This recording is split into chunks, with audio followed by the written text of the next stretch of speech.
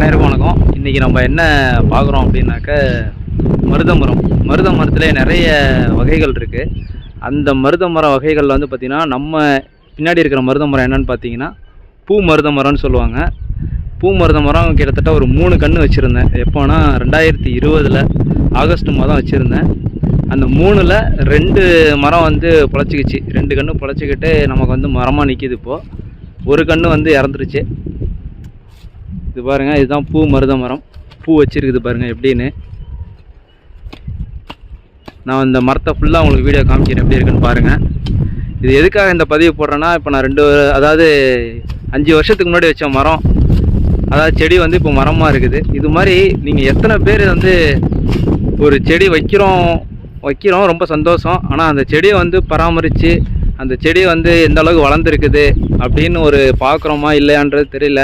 நிறையா பேர் வந்து இது தவறாக எடுத்துக்க வேண்டாம். ஆனால் எனக்கு இருக்கிற ஒரு என்னோடய எண்ணத்தை தான் சொல்கிறேன். அதாவது என்னென்னா, எத்தனையோ ஆயிரம் மரங்கள் வந்து நடுறோம் அப்படின்னு சொல்கிறாங்க. நடுறதை மட்டும்தான் காமிக்கிறாங்க. அதுக்கப்புறம் அந்த மரம் இருக்குதா இல்லையான்னு கூட தெரியல.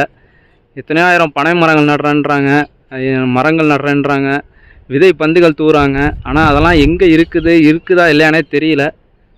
நிறைய மரங்கள் நடுங்க. இந்த மரம் கூட எதுக்குப்பா நட்ட அப்படின்னு கேட்டாங்க எங்கள் வீட்டில். அதான் சொன்னேன், இது மாதிரி மருத மரம் அப்படின்னு சொல்லிட்டு. மருத நிலம் அப்படின்னு ஒரு பெயர் வர்றதுக்கான காரணமே இந்த மரம் தான். ஆனால் இந்த மரத்தோடைய தன்மையை பற்றியே தெரியல. சரி, இது மாதிரி மரங்கள் அரிதாக ஆக்கப்பட்ட மரங்களை வந்து மறுபடியும் கொண்டு வரணுன்றதில் முயற்சி எடுத்து இதெல்லாம் பண்ணிக்கிட்டு இருக்கோம். நானும் இதுக்கு முன்னாடி ஒரு 3 மரங்கள் வச்சேன். இயல் வகை மரம், அப்புறம் இலுப்பை மரம், அதெல்லாம் வந்து காப்பாற்ற முடியல. கண்டிப்பாக மறுபடியும் மரம் வைப்பேன். வச்சுட்டு அதோடய வளர்ச்சியை வந்து உங்களுக்கு கண்டிப்பாக காமிப்பேன். அதாவது எதுக்காக சொல்கிறேன்னா, நம்ம மரம் வைக்கும்போது அதை கொண்டாடுறோம்.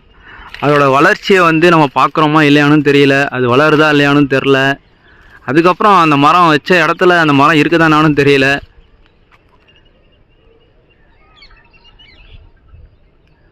இங்கே பாருங்கள், பூ மருத மரம் எப்படி பூ வச்சிருக்குன்னு சொல்லிட்டு. வயலட் கலரில் பூ இருக்குது. இதான் மருத மரம். இந்த மரத்தினுடைய காரணமாக தான் வந்து மருத நிலம்னு அப்படி ஒரு நிலத்துக்கான பேரை வந்து வச்சுருக்குறாங்க. மனிதனால் உருவாக்கப்பட்ட ஒரே நிலம் மருத நிலம். நம்மளோட சேனல் பேர் மருத நில சாமி.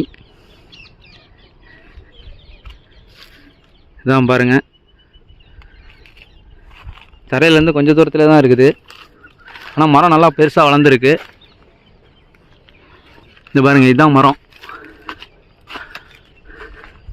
இதுதான் மரத்தினுடைய அடிப்பகுதி.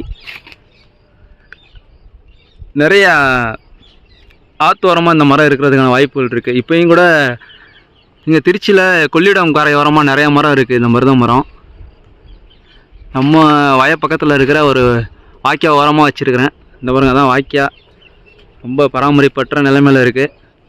தண்ணி வந்ததுக்கப்புறம் தான் சரி பண்ணுவாங்க. இதுதான் அந்த மருத மரம். மருத மரத்து அடியில் இருக்கிறோம் இப்போ நம்ம.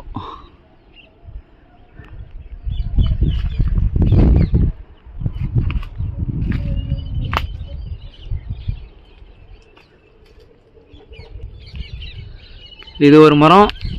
இன்னொரு மரத்தை காமிக்கிறேன். நம்ம வச்ச 3 மரத்தில் ஒரு கன்று இறந்துருச்சு. மீதி 2 கன்று பொழைச்சிக்கிட்டாப்புல.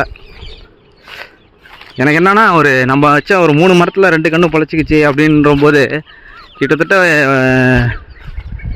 1000 கன்று நடுறேன்றாங்க, 10,000 பனை விதைகள் நடுறேன்றாங்க.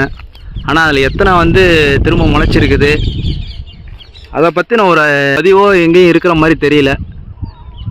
இந்த பாருங்கள், இது இன்னும் பூ வைக்கல. இனிமேல் தான் பூ வைக்கணும். இது கொஞ்சம் சின்னதாக இருக்குது மரம். ஆனால் 2மே ஒரே நேரத்தில் வச்சது தான். அது வளர்ச்சி நல்லா இருக்குது, இது கொஞ்சம் வளர்ச்சி கம்மியாக இருக்குது. அதோட மரத்தினோட அடிப்பகுதியும் இதோட மரத்தினோட அடிப்பகுதியும் பாருங்கள், அது கொஞ்சம் நல்லா பெருசாக இருக்குது, கொஞ்சம் சின்னதாக இருக்குது வளர்ச்சி. ஆனால் 2ம் ஒரே நேரத்தில் வச்சது தான். இது இன்னும் பூ வைக்கல.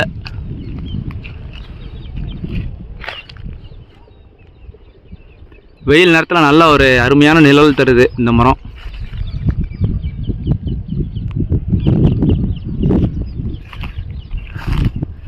இலையெல்லாம் பாருங்கள் எப்படி இருக்குன்னு. மருத மரத்தோடைய இலைகள். இதுலேயும் பூ வச்சிடும் கூடிய சீக்கிரத்தில். இந்த பாருங்கள், மொட்டாக இருக்குது. இலையெல்லாம் பாருங்கள் எப்படி இருக்குன்னு.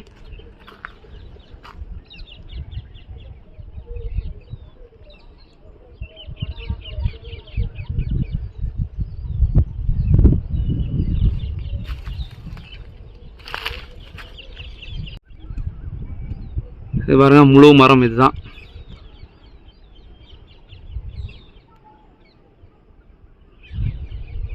பூ மருத மரம் இது பேர்.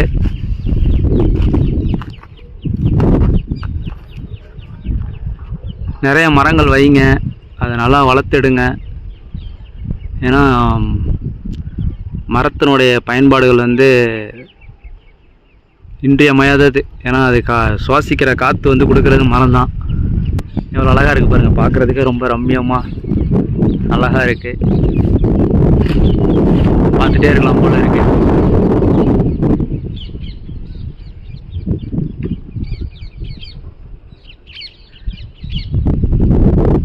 தகவல் உங்களுக்கு பிடிச்சிருந்ததுன்னா உங்கள் நண்பர்களும் ஷேர் பண்ணிக்கோங்க. நன்றி. மீண்டும் ஒரு வீடியோவில் சந்திப்போம்.